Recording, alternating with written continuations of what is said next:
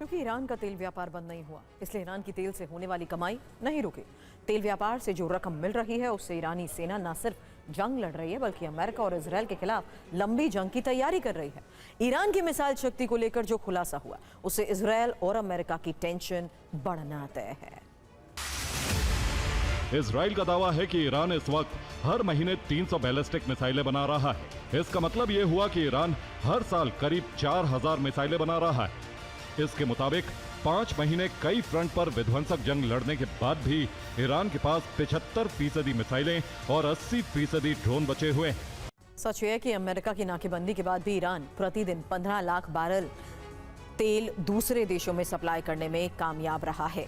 Iran इनमें से हर दिन करीब 13 लाख बैरल तेल चीन को सप्लाई करता है। यानी ईरान जो भी तेल इस वक्त दूसरे देशों में सप्लाई करता है उसका 90% हिस्सा चीन जा रहा है। अब अमेरिका से मुकाबले के दौरान ईरान ने अपनी मिसाइल और ड्रोन की ताकत का भी प्रदर्शन किया। ईरान ने जवाबी हमले और खुद को बचाने के लिए पूरी ताकत झोंक दी थी क्योंकि सामने दुनिया का सबसे ताकतवर मुल्क था। लेकिन अब ईरान को एहसास हो चुका है कि अमेरिका बहुत मजबूत नहीं बल्कि बेहद कमजोर देश है। यही वजह है कि ईरान का डिफेंस मोड अब ऑफ कर दिया गया है। ईरान अब बेहद आक्रामक है, अमेरिका को सबक सिखाने की ठान चुका है। ईरान अब ट्रंप के शासन के अंत तक जंग को खींचने की प्लानिंग कर रहा है और हमलों का दायरा अरब से बढ़ाकर अमेरिकी शहरों तक करने की तैयारी में है। ईरान अमेरिका के साथ चल रही जंग को तब तक खींच सकता है जब तक राष्ट्रपति डोनाल्ड ट्रंप पद से हट नहीं जाते। ईरान बहुत जल्द दुश्मन के इलाके में ऑपरेशन शुरू करेगा। ईरान की सेना को सुप्रीम लीडर मुश्तबा के आदेश का इंतजार है। ईरान 2029 तक युद्ध को जारी रखने की योजना बना रहा है।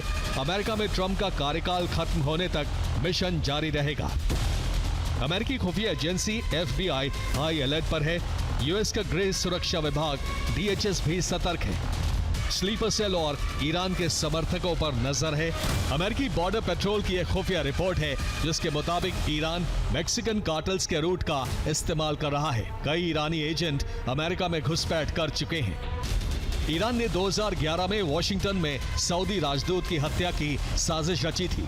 इस काम का जिम्मा कुद्स फोर्स के कमांडर अब्दुल रजा शहलाई को सौंपा गया था। इसके जरिए मेक्सिको के गिरोह लॉस जेटास को यह काम सौंपा गया, लेकिन ईरान का यह प्लान सफल नहीं हो सका था।